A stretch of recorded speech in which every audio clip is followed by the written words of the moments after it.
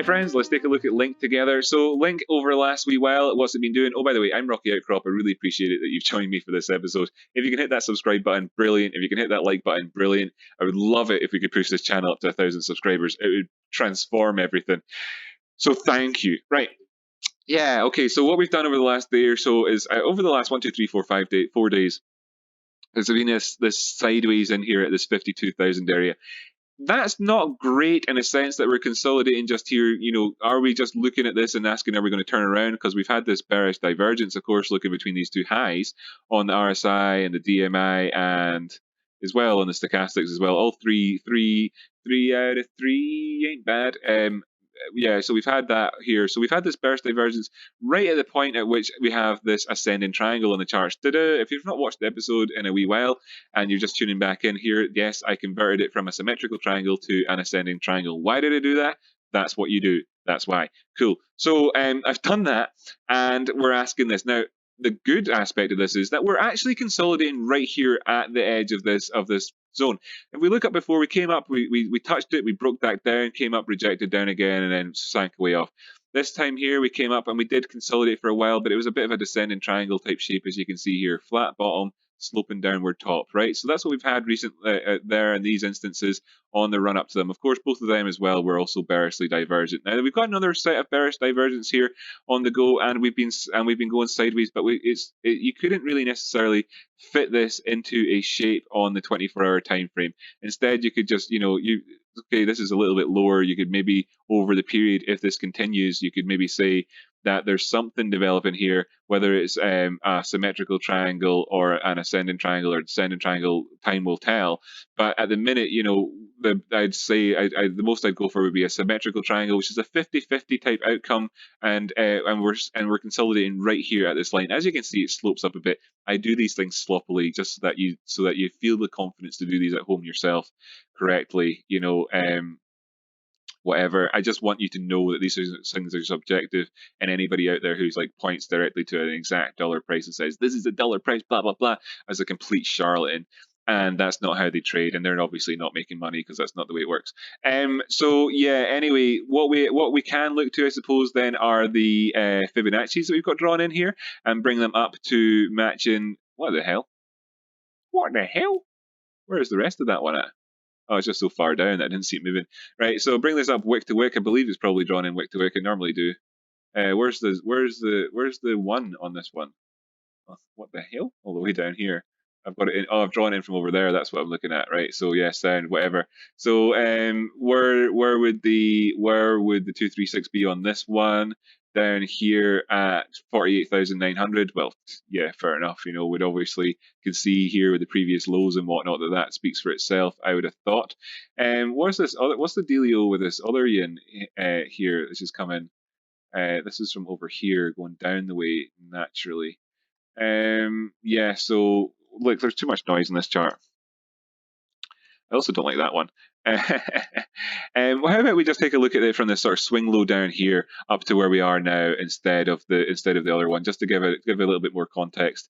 Obviously, we saw the previous major area, so. Yeah, again, 50,000, let's call it. So the 50,000 support level, like we know, we want to stay above that. If we're challenging around here, that would be putting in a higher low overall, and we would give the chance for the oscillators to reset should they need it, and they can't just do that during this period of consolidation in this triangle before breaking up above beyond that, if that is the case. Now, this here is not filled out as much as it needs to be necessarily from a sort of statistical basis. You could say that there's more room left in this, and we could come back down and test this again. If that were to happen from this broad perspective, looking at the 24-hour time frame, you can see quite clearly how this could operate in terms of higher lows and all the rest of it. This here that we've had recently is a higher high on the 24-hour time frame. You can come in for higher lows all the way down towards these lines down here. So that's a possibility. If that were to happen, you're looking at a sort of 20% drop off in the price. So as you can see, so we wouldn't want that. We wouldn't want that to happen unless you were trading it. It is a tradable event. Naturally, a good place to get into that, I suppose, would be looking down towards that 50,000 area. If you were, I'm not a financial advisor on this financial advice. Of course, you could try and play the breakout from this triangle itself if that were to be the case. If this is to be the case, this is very, very, very premature on here, and who knows how it will work out. But you could look towards breakouts down below 52,000 we could use our previous high here, to kind of make that assessment assertion instead of this flag. Of course, as well, if you want to call this a symmetrical triangle, you can. You can also call it a pennant. If you called it a pennant, you could take it from the sort of the rise up to it. Let's just call it here in terms of a measured move, and then you could stick this sort of thing up here on top of it, blah blah blah, and where you could be going to and all this sort of crap. And that, of course, kind of ties up with where the wick is that we had before, and where you could call sort of generalized fake out territory from this.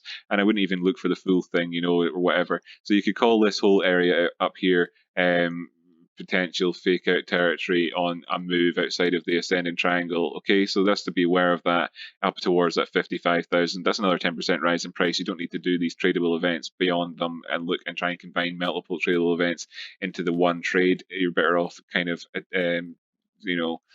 differentiating between particular phases in the market rather than sort of relying on a sort of bull hard approach to things. Anyway, here we are looking at the same sort of a scenario in terms of we've just had this sideways for a few days here.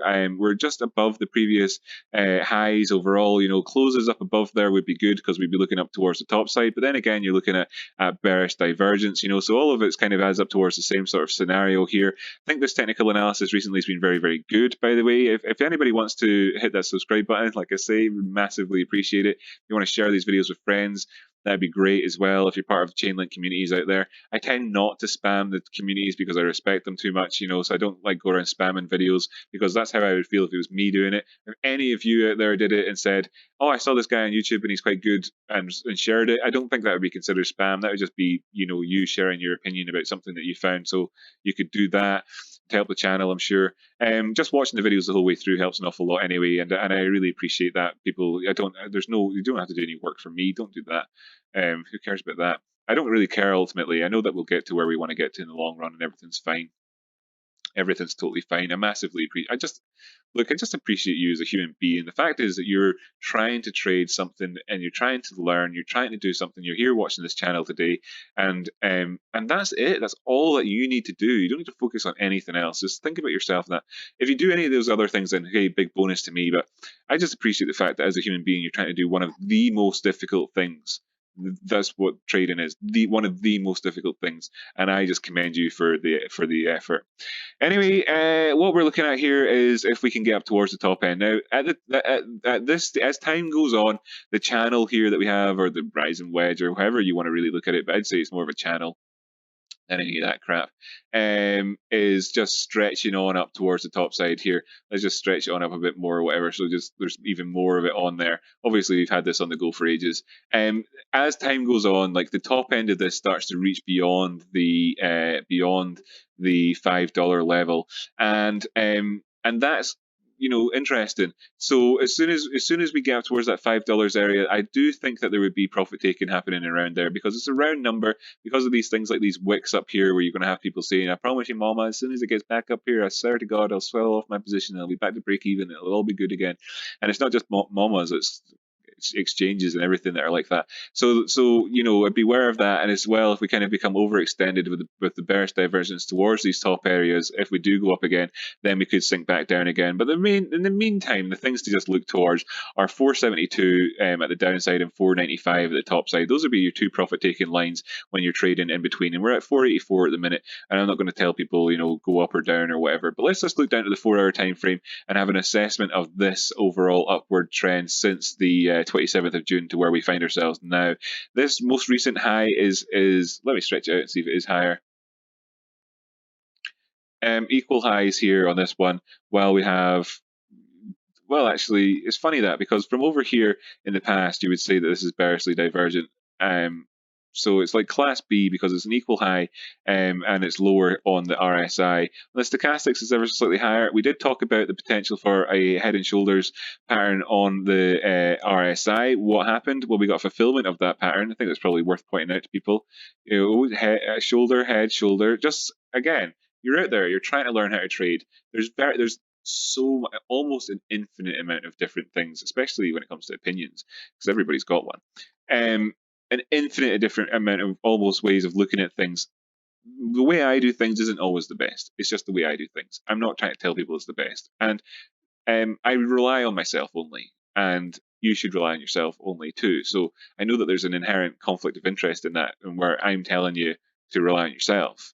But that's all comes down to the respect that I have for you as the audience, and it's true. So I respect you as an individual human being.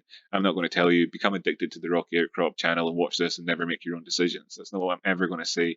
Instead, always make your own. But there's ways of trading. You can also do things like this on the pattern and look for patterns on the oscillators and stuff like that too. So just be aware of that. Maybe look into it in your own time. Of course, this isn't the perfect head and shoulders. What with this sort of the sixth finger you've got here, but these things happen. Like this part, whatever. The overall psychology of this was about moving down below this area could see us go down to become oversold again. And then the question was whether or not we'd be coming in here with any sort of signs of divergence or anything like that on the go. Overall, we've come up here and it's been fine. There wasn't any hidden bullish divergence, which kind of would have been nice in a way. Suppose compared to these lows there was, but this is actually the last low over here. Oh, actually, no, compared to this last low here, you could say there was. This is really like where you'd be making that comparison from, and it's not. But you could say that maybe there is, or at least that while we can see there's sort of this class B bearish divergence between the highs here on this, that there was this kind of element where we came down and reset the oscillators, came to an oversold point of view. In an uptrend, you can look at the neutral line being past that is being oversold on the RSI, and then you can also look towards other things like how just in the most recent of times we've not been divergent here between these last two highs, just here, and it's over here towards the sort of the right shoulder area or the head or whatever that you'd be looking for that divergence on this here, and that there's a dynamic there that's at play. So as we see this fill out over time, that we could look towards these two areas, like I'm saying, 495, 472 to be where you're trading between, and movements beyond there, of course, could take us up to that $5 area. But anywhere between $4.95 and $5 is profit taken, and then you can obviously then look towards whether or not you'd want to go back in again for any trades. But I'd be very cautious about anything up until the 515 area. Just bearing in mind that there's this channel overall, and that's going to do for us today. I think it's a really good episode in lots of ways. Just bear in mind these little things that we talk about from time to time. Build them into your own armory. Of course, I'm not always going to be right. Trading isn't about being right. If anything, trading is about being wrong more than it is about being right. Bitcoin episode, really good one today. Go ahead and watch that. Moving on to Tezos. Thanks so much for tuning in. Catch you later.